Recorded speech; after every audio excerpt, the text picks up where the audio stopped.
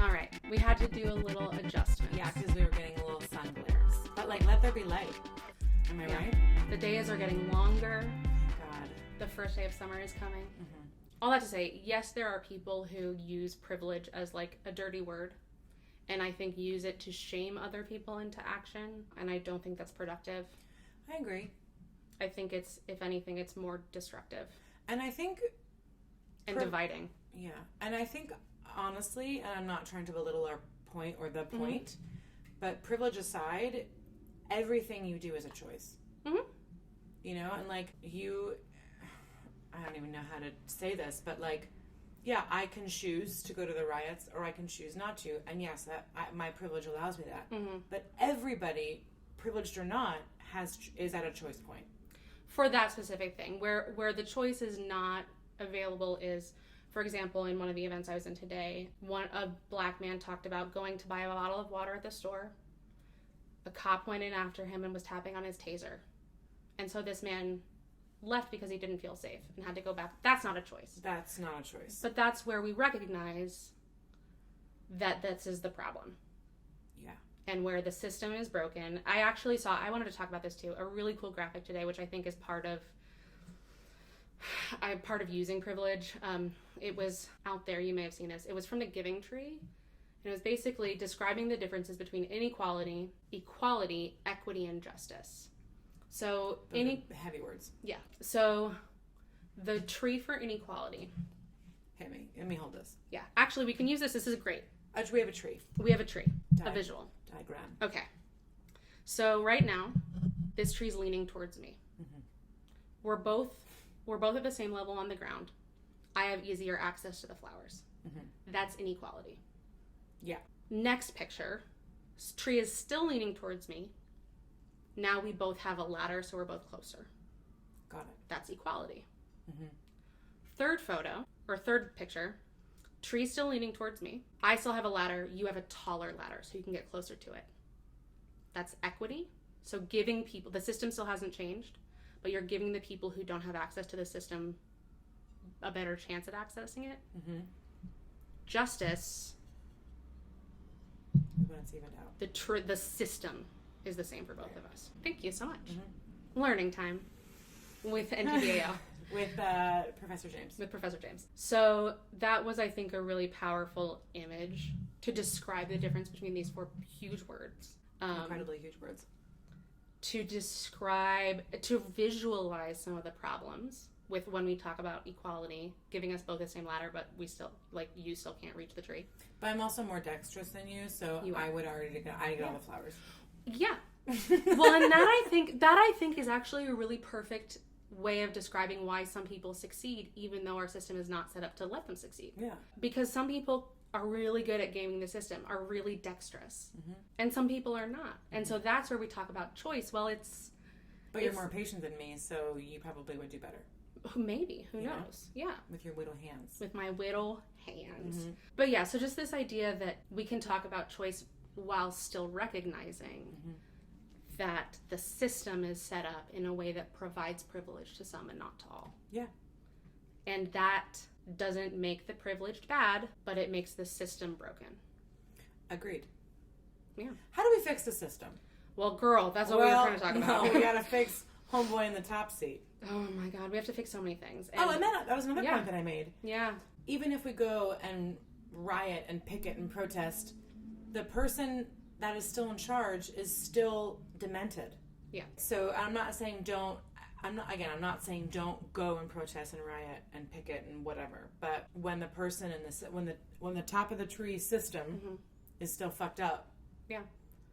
It can feel really hopeless. Incredibly. And then it feels even more divisive. We talk about tribal mentalities when we then start attacking each other for having privilege or not having privilege, or not, when we think we're not, you're not using your privilege in the right way. You're not using your privilege in the right way. Well, what is similarly to the idea of what is the right way to protest, which is when you look at it, Trevor Noah, actually, your boo. Oh, Trevor Noah. Had posted a good thing that I saw on YouTube that was they said it was the wrong way to protest during the civil rights movement when it was peaceful. They said it was the wrong way to protest when this happened. They said it was the wrong way to protest when slaves ran away from their masters. So it's not that there's a wrong way to protest, it's that it's the how it's received. It's how it's received. And similarly, and it's the wealthy white man in the like hierarchy who is afraid they're going to get overthrown. Yeah. But like, it's okay if you do. You're still relevant. That's where the like fear comes from. But like, so attacking each other for not using our privilege correctly is then where we start to feel this like, I don't have as much privilege as you think I do, or I'm still not as privileged as this person. Yeah, and then it's like kind of like, not keeping up with the Joneses, but like, well, it's like, I was in foster care. It's like, I'm not saying you shouldn't be privileged. Yeah. But like, people are trying, they're defensive about their privilege. Yeah, because we bandy it about in this. I don't like throw it around. Toss it about. We toss it around in these ways that are negative and not helpful to each other. And there are so many ways to use your privilege. Some of them are obvious. I have some beautiful friends and coworkers who have gone to protest this weekend. They're young, they're single, which is not to say that older people in relationships are not protesting. They absolutely are. Yeah. They're doing it in a way that's really obvious. Well, and I think I also even said, to kind of talk about the relationship piece, I'm in a relationship now that I've been like searching for my whole life. And I'm not about to like put myself in jeopardy and not be able to enjoy this thing I've been working for forever by doing something that would like possibly harm me. Yeah. And he would support me if I wanted to go. He probably would come with me if I asked him to. But like, to me right now, my relationship is more important than any other area of my life. Yeah. And it doesn't make sense for me to like put myself at risk and ruin that possibly. Right.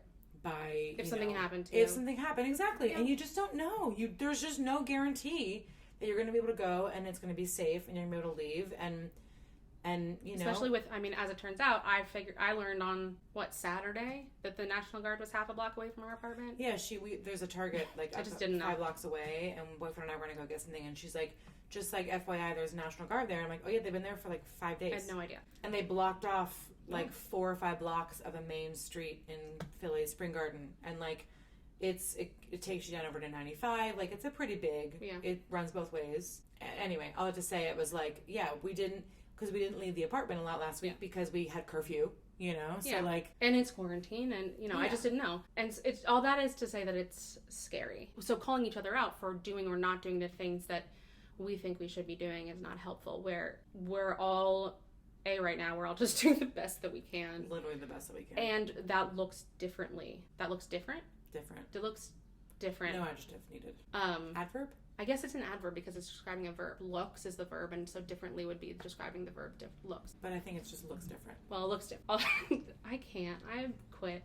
I put myself on timeout. Mm-hmm. All that to say is that it looks different for all people. And so the idea of being ashamed of your privilege comes from when we make rules about how other people should be living their lives and using their privilege without knowing, and also it's no one's business but their own. Yeah. At the end of the day, should everyone recognize the power and the importance of using their privilege? Sure, I think that they should. Not everyone's going to. That doesn't make them bad. It gives me the opportunity to have conversations, but also at this time where we're increasingly dividing, I don't know that it's helpful to be just pissing each other off more and dividing. I wanted to have a conversation. I made a mistake the other day and checked Facebook. This was the day that I was awake at 4:45 in the morning. Got it. And a relative had posted something about like Blue Lives Matter and All Lives Matter. What I was struggling with saying, and I didn't because I'm not close with this family member at all. And I also I have the privilege to choose not to say anything. And I was protecting myself knowing that I would get more worked up by not saying anything. That's my choice. I made it. But thinking about the idea, nobody's arguing that police lives don't matter.